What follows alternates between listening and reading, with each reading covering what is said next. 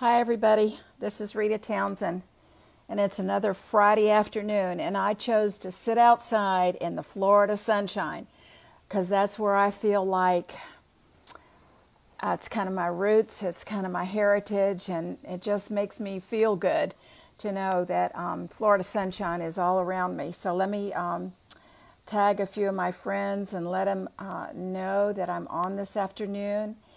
And I appreciate your patience with that too, because a lot of people join me live, but an awful lot of people are simply not joining me or not able to join me live, but they do listen to my replay, and it's a huge audience that I have on my replay. So I'm always happy to invite you to comment, to share, especially today as we have just an amazing, hi Jane, loyal Facebook Friday friend. Thanks Jane, hope all is going well. So today it would be remiss of me not to think about the many events that happened on September 11th, and I do want to correct one thing. Irma hit Florida on September the 10th, but for me, the following day was the most difficult, and so I remember what it looked like, my home and my neighborhood, and the things that were going on around me in the aftermath of Hurricane Irma. So I'm well aware it happened on September the 10th. But if you've ever been through a hurricane, you know that the day after is really the most shocking part of it. But this afternoon, I want to share a couple of things with you. I want to give you some really important updated information on what's happening with COVID-19. And I'm sure, like many of us, you're just absolutely in a state of disbelief as to the fact that this is still going on, and we're struggling to open schools and businesses and sports and all of that. And it seems like each time we make a step forward, we find out that yet another group of people have been exposed, infected, sent home, unable to play sports. And so it seems like, is it ever really going to go away? And the answer of that is, I think we know from the American spirit that yes, we will deal with it. But it's very hard. It's very difficult to keep a positive attitude. So if you're in that spot where you think it's just never going to get any better, hi guys, hi Donna, then I had a chance just to go out of town recently for a few days. And it was so freeing because it was a change of environment. We still have to wear masks. We still have to do all the social distancing. And we still have to be aware of everything that we're doing. But just getting out of town and into a little bit of a different environment and being with friends is really, really a good thing to do. So I would encourage you to do that. Many people are really afraid of doing that. I understand that, but I would say if you can go and visit friends and you can do that safely, it is so important to your mental health right now, and I would certainly encourage you to do that. The good news is the area where we were in, the stores were doing a brisk business because it was a weekend, and it was a big weekend. So that was really, really good to see. So how about you? Where are you with all this? We tend to get in the day-to-day and we don't always think about, it's almost like it's automatic now, the mask and the social distancing, and you go out to where, you really don't know what to expect. Although you've been told what to expect, it's still that sort of do they or don't they kind of thing, which is very challenging.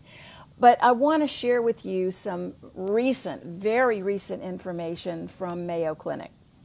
I'm so encouraged that we, in our country, we have access to great information ongoing, almost daily, but at least every few weeks we have these major research institutes who are sharing information about really what to expect kind of long term.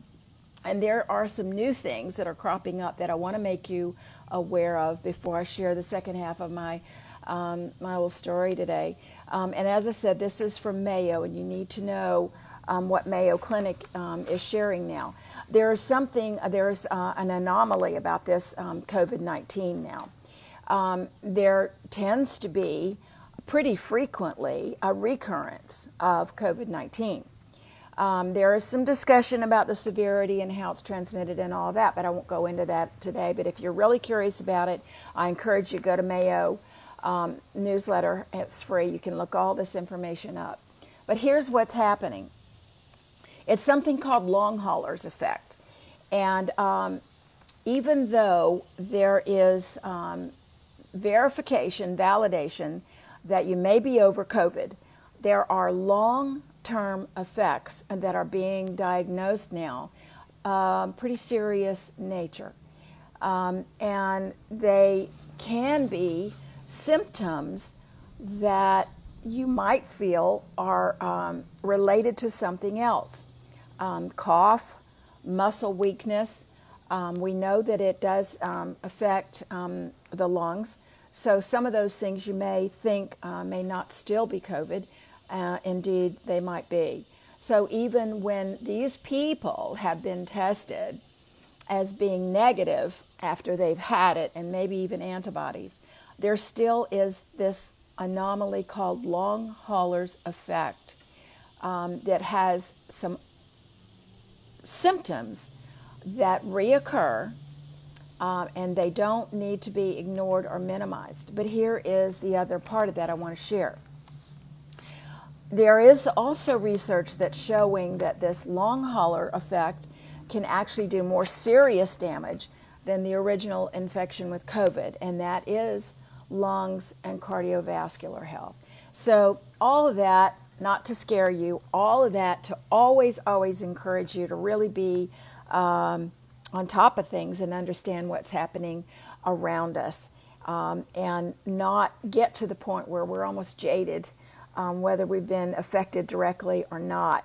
It's really a good idea to just still be on top of this thing for a while, not to mention what's happening in the political circles. I'm not going to go there.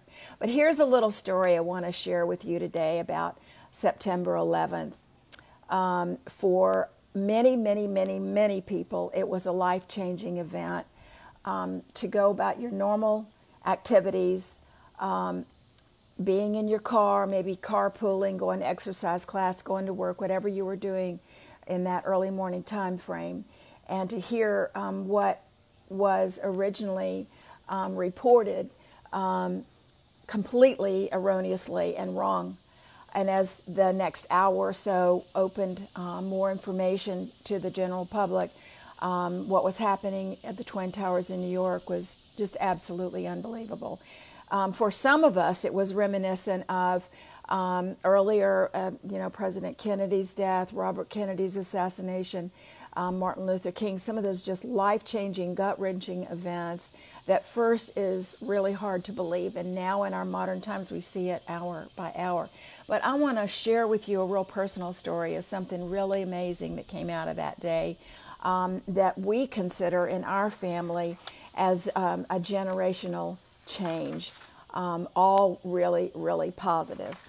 So my son-in-law, who is now a major in the Air Force, who is currently commanding, he has his first mission command in the Middle East, a crew, multiple crews of C-130s. Now his mission is classified, so that's about all we know, and that's about all we can share. But by all accounts, my son-in-law was a really rotten kid. He was sent to reform school. The parents really were at their wits' end about what this young man's life was going to be about. Maybe some of you parents have been there before. But he was the classic example of just a bad kid through and through. In the Twin Towers on September 11th, an uncle that he was very close to was a first responder and who died trying to save lives. in the Twin Towers on 9/11. That changed my son-in-law's life forever. He went back to school. He received a bachelor's degree and a master's degree, and his first reaction to 9/11 was to join the military. He joined in the Air Force. And as I mentioned a minute ago, he's had a stellar career. He is now mission commander. But it impacted him like many, many, many young men and women who felt like they needed and wanted to give back in a really tangible way. And that's exactly what he did. He was not unique. He was not necessarily the one person. But what is really, really special to us is that he has impacted our grandchildren, his children, in an incredible way. Earlier this year, my 14-year-old granddaughter wrote an essay on patriotism.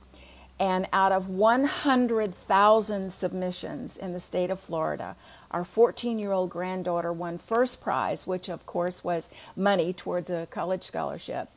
And she presented this orally to about 300 people in a big ballroom, and she was just the most poised 14-year-old you could ever imagine. But the story was about her father, the bad kid that saw what happened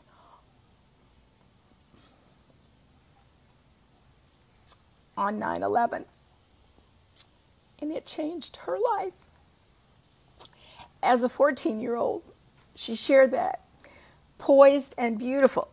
She went on to win third place in the United States of America national competition for her essay on patriotism. So needless to say, we're very proud parents and grandparents, but it really is all about her dad and how he turned his life around for his country and for his call, his very personal call, to somehow pay back for what had been given him, but it also what had been taken away from America. So the message today is, whether it's a hurricane or whether it's 9/11 or whether it's COVID, we're America, and we will be back. We will overcome. We will overcome every single situation. So as a patriot, I encourage you to do the positive thing, think in the positive way, and take the positive actions. And remember the people who are even now deployed, maintaining our freedom and our liberties. So I always have great information on my YouTube, and I always encourage you to follow these really good websites that have current information about what we're dealing with COVID, because like some of these other events, it's long-lasting. It's taking us a while to sort through it, but we will. We always do. Hi, Gwendolyn. We always have in our whole history. We have overcome no matter what. So if you're jumping on late, I will post this very short Facebook Live, and it's always on my YouTube channel under my name. But I encourage you to share it, because information about what we're dealing with COVID right now is changing, and it's ongoing, and we need to be on top of that. So I managed to survive the Friday afternoon rain showers. Have a great weekend, a relaxing weekend, a recuperative weekend, a grateful, mindful, thankful weekend. See some friends, get out of your house, and be positive. And thank God we live in the USA. Bye, everybody. See you soon. Thanks for joining me.